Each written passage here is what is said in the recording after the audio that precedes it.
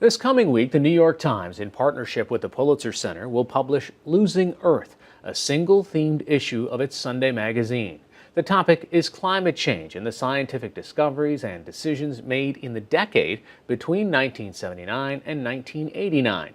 Writer-at-large Nathaniel Rich centers his story on two men, Rafe Pomerantz, an environmental activist, and former NASA scientist James Hansen, one of the first to warn the world about greenhouse gases and global warming. It didn't have to be this way. In the decade 1979 to 89, we knew already the Earth really is getting warmer. It was not a statistical fluke. We should have begun to take the actions that would have avoided a tragedy. Author Nathaniel Rich joins us now from New Orleans. First, tell us, how close did we come? How different was the climate for climate conversations? It was remarkably different and in many ways and remarkably the same. By 1979, there was a strong consensus within the scientific community about the nature of the problem. The fundamental science hasn't really evolved since then. It's only been refined, really. There was no politicization of the issue. Throughout the decade, a number of prominent Republicans were leading the charge to insist on a major climate policy.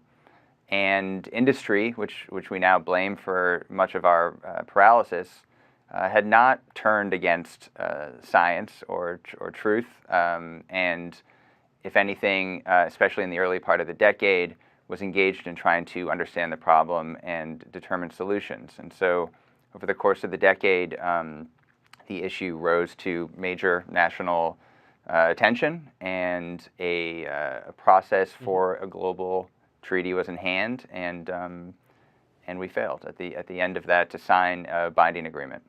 So why did we fail? What was it that created that paralysis that we're so familiar with today?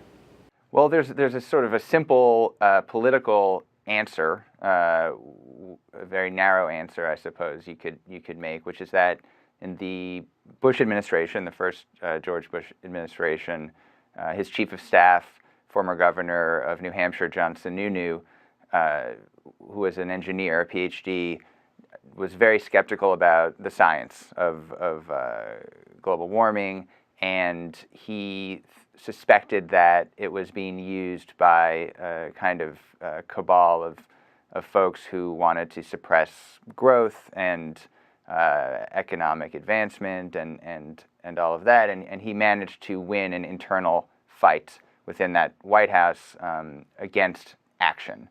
That's kind of the most limited possible answer, and the piece tells the story of that political conversation.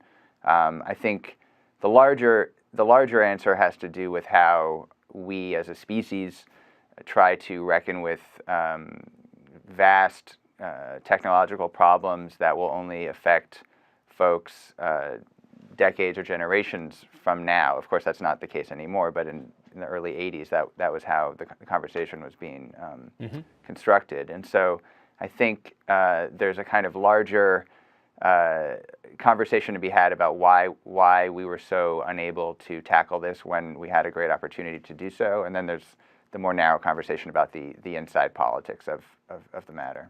You write at one point that the American Petroleum Institute in the late 50s and 60s, they were conducting their own research and coming to the same conclusions that the scientists were. And you also point out that even the CIA in 1974 had written a report looking at climate change basically as a national security threat or a global security threat. By the mid-50s, you had top government scientists speaking about the issue. You had major articles in Life magazine and Time. So it wasn't just industry that was following it. It was at the highest levels of government. Lyndon Johnson sent a special message to Congress in 1965 that discussed the problem. So the idea that we've only understood it in recent years is one of the worst examples we have of the cultural amnesia of this country, and especially around this issue.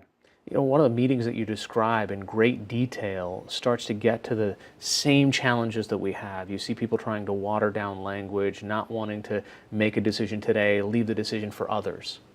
there's still a basic discomfort with trying to propose a drastic transformation or immediate transformation of our whole energy economy, which is to say our economy. And so even folks who agree on every aspect of the issue, the science and the politics, still were not able to negotiate even the most basic statement of purpose. And I think that we still see that problem today, frankly. Author Nathaniel Rich, writing for the New York Times Magazine. Thanks for joining us. Thanks for having me. The report is called Losing Earth. It'll be published online later this week and in the magazine next weekend.